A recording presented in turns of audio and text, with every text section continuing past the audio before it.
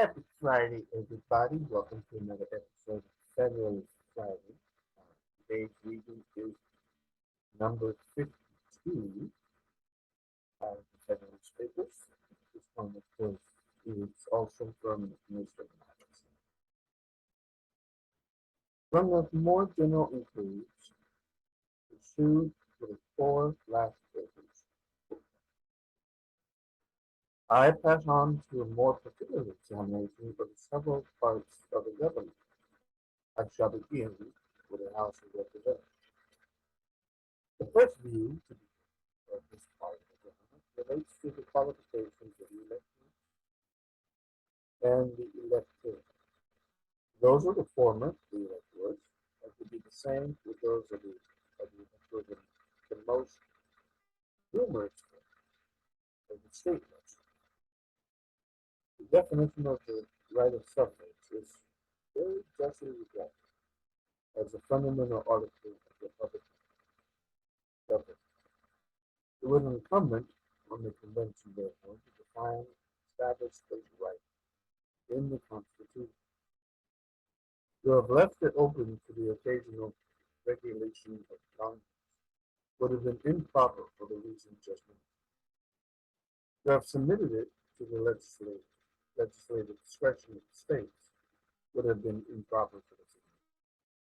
And for the additional reason that it would have rendered too dependent on the state governments that branch of the federal government which ought to be dependent on the people. To have reduced the different qualifications of the different states to one uniform rule would probably have been as dissatisfactory to some of the states as it would have been difficult to convince. The provision made by the convention appears, therefore, to be the best that lay within their option. It must be satisfactory to every state because it is confident to the standard already established, or which may be established by the state itself. It will be safe to the United States because being fixed by the state constitution, it is not alterable by the state governments. It cannot be feared that the people of the states will alter this part of their constitution in such a manner as to abridge, abridge the rights of secured to them by the federal constitution. The qualifications of the elected being less carefully and properly defined by the state constitution, being at the same time more susceptible of uniformity, has been very properly considered and regulated by the convention. A representative of the United States must be of the age of 25 years and must have been 7 years a citizen of the United States. Must, at the time of his election, be an inhabitant of the state he is to represent, and during the time of service must be in no office under the United States. Must be in no other office. Under these reasonable limitations, the door of this part of the federal government is open to merit of every description, whether native or documented, whether young or old, and without regard to poverty or wealth, or to any particular profession or religious faith. The term for which the representatives are to be elected falls under the second, which may be taken as this branch. In order to decide on the propriety of this article, two questions must be considered. First, whether biannual election every two biannual elections will, in this case, be safe. Second, whether they be necessary for you. Number one. As it is essential to liberty that the government in general should have a common interest for the people. So it is particularly essential the branch of it under consideration should have an immediate dependence on and intimate sympathy with the people. Frequent elections are unquestionably the only policy by which this dependence and sympathy can be effectively secured.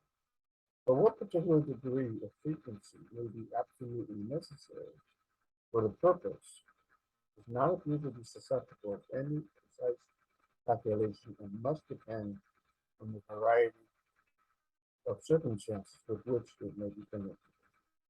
Let us consult experience, the guide that ought always to be followed whenever it can be found. The scheme of representation as a substitute for meeting of the citizens in person being at most but very imperfectly known as ancient politics. It is in more modern times only that we are to expect instructive examples. And even here, in order to avoid at least too vague and diffuse, it will be proper to confine ourselves to the few examples which are best known, and which bear the greatest analogy to particular case. The first example to which this character ought to be applied, the House of Representatives, uh,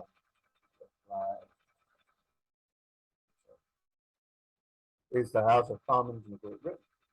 The history of this branch of the English Constitution anterior to the date of the Magna Carta is too obscure to yield instruction. The very existence of it has been made a question among political antiquaries. The earliest records of subsequent date prove that parliaments were to sit only every year, not that they were to be elected. And even these annual sessions were left so much at the discretion of monarch that under various pretexts, very long and dangerous intermissions were often contrived by royal ambition. To remedy this grievance, it was provided by a statute in the reign of Charles II that the intermissions should not be protracted beyond a period of 3 years. On the accession of William III, when the revolution took place in the government, the subject was still more seriously reviewed, and it was declared to be among the fundamental rights of the people that parliaments ought to be held frequently. By another statute which passed a few years later at the term frequently, which had eluded the triennial period, that's 3 years, settled in the time of Charles II, is reduced to precise meaning, it being expressly enacted that a new parliament should be called within 3 years after the termination of the term.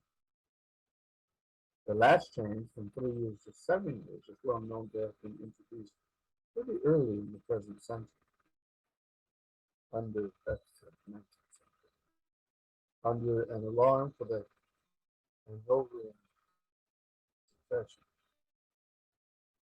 Hanoverian.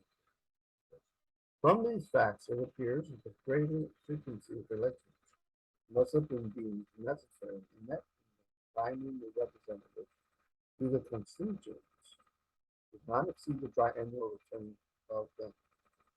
And if we may argue from a degree of liberty retained even from September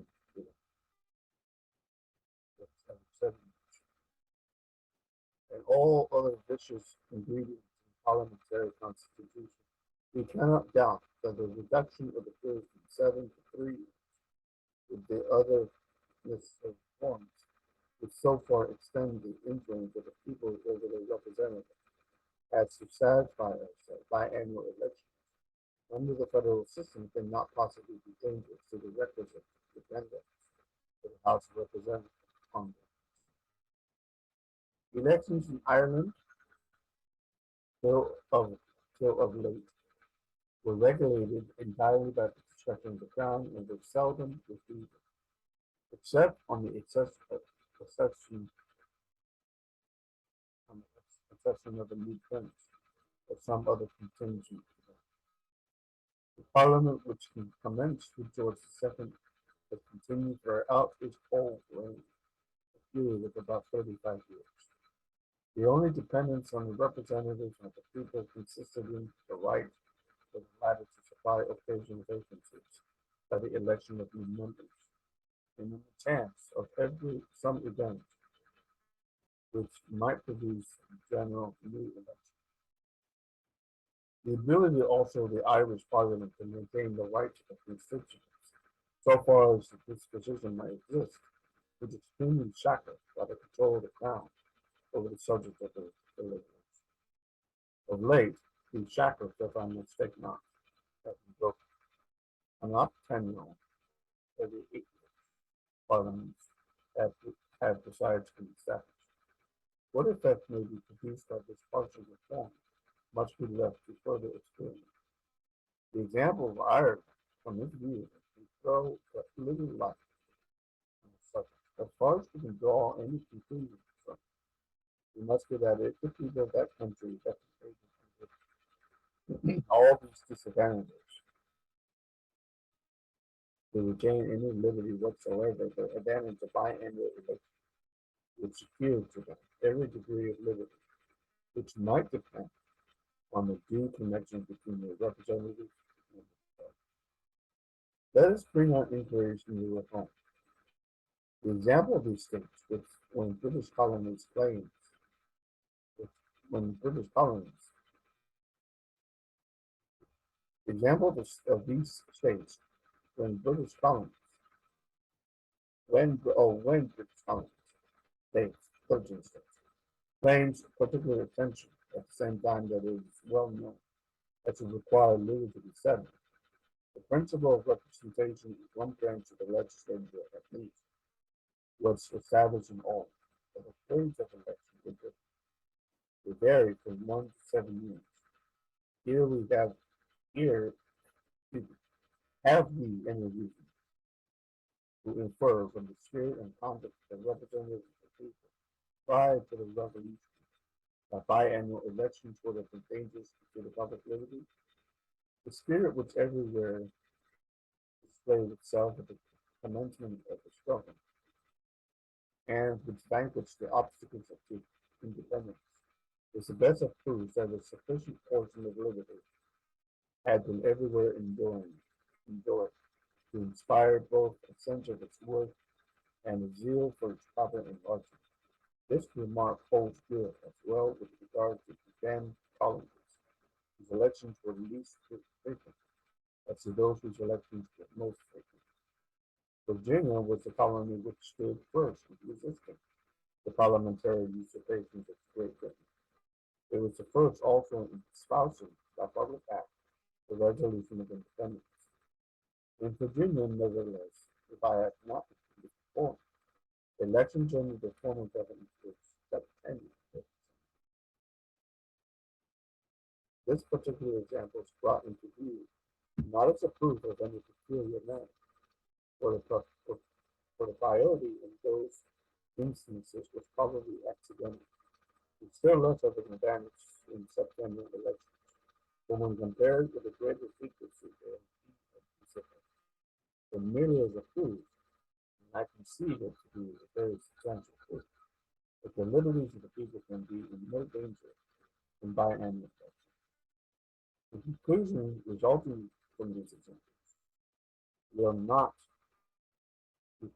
the conclusion resulting from these examples will be not a little strengthened by recollecting three circumstances. The first is that the federal legislature will possess a part only of that supreme legislative authority, which is vested completely in the British Parliament, and which, with a few exceptions, was exercised by the colonial assemblies and the Irish legislature.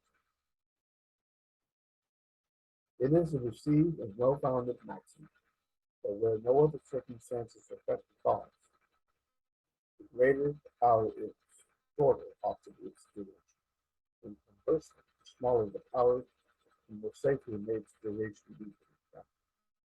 In the second place, it has, on another occasion, been shown that the federal legislature will not only be restrained by its dependence on the people, as other legislative bodies are, but that it will be, moreover, watched and controlled by the sharp collateral legislature, which other legislative bodies are not. And in third place, no comparison can be made between the means that will be possessed by the more permanent branch of the federal government or seduce if they should be forced to seduce the House of Representatives from their duty to the people, and the means of influence over the popular branch possessed by the other branches of the government of both sides. With less power therefore to abuse, the federal representative can be less tempted on one side and will be doubly all watched.